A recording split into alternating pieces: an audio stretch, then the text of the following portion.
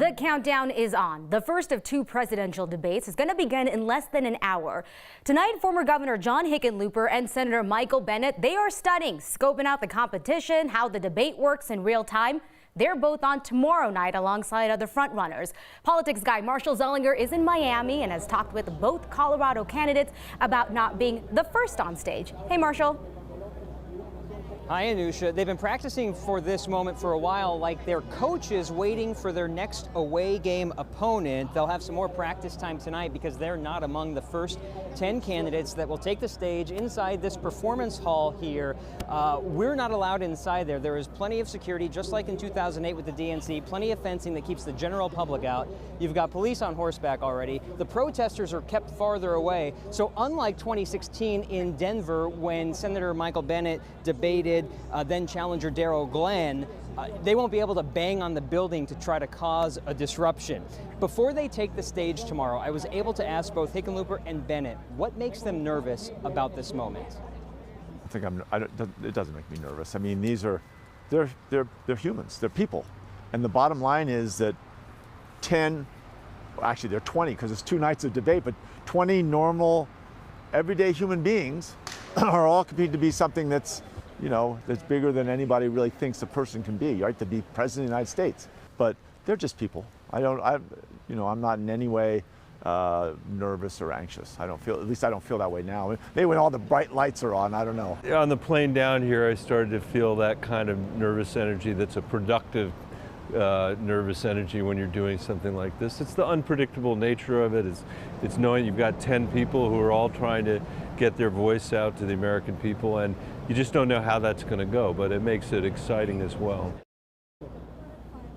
If Bennett's not nervous, his campaign manager is for him. He told me he can't even watch tonight's debate because it will make him too nervous. Early this morning, we got our only chance to go inside that performance hall and see the actual debate stage. We were in there for 30 minutes. And while we were recording something for social media, something happened that happens quite often, and it's when some member of the media realized she was walking behind us while we were recording and then did the worst thing possible. Next is on the road in Miami at the presidential debates. We won't always be dressed this casual, but when you get off a red-eye flight and you only have 30 minutes to see the actual space of the debate, you make do. It was luck of the draw that got Governor John. You see that media member walk behind me, somehow then realize she's behind me while I'm recording, which is not a big deal, and then ever so subtly, with her face, tells me what she thinks of next reporting. Now, Anusha, maybe it was because of the shirt I was wearing. Granted, we were on a red-eye flight, and this tour happened as soon as we got into town, so we just went straight there.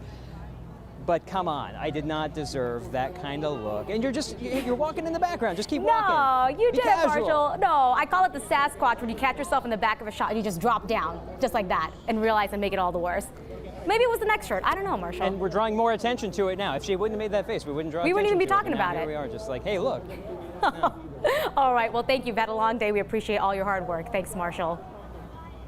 Well, in a pool of about 24 Democratic candidates, tomorrow's night's debate is a chance for Colorado hopefuls to try and stand out. So things to watch for. We talked to our 9 News political analyst, says Senator Bennet has a leg up on current social issues, while Hickenlooper's major advantage is being a Washington outsider who can talk about Colorado's economic success. That will get him so far. He's got to stay on script. He has a tendency to go off script, which gets him into trouble sometimes. So he's really got to stay focused and try to stand out by being an outsider and by being an implementer from a state that's doing quite well. Bennet has another challenge. He is hoping to seize on the issues of the day, immigration being the one that's most important. He's a former Gang of 8 member, which featured bipartisan support on immigration issues. That being the most important issue today gives Bennet an opportunity to talk about his role in immigration reform. So allow us to take a moment and make a recommendation. This is where we point you to something that is not ours, but is still worth a read. The New York Times is going behind the scenes with some of the Democratic candidates running for president. Alexander Burns with the Times spent 3 months putting them on the spot. Hickenlooper and Bennet both participated in this. So Burns asked them all a whole bunch of topics, from lighter topics like how they relax, where they'd go on their first international trip if they were elected president, to some tougher conversations about troops in Afghanistan, handguns, and the death penalty. We, of course, have got a link to that article on the next Facebook page.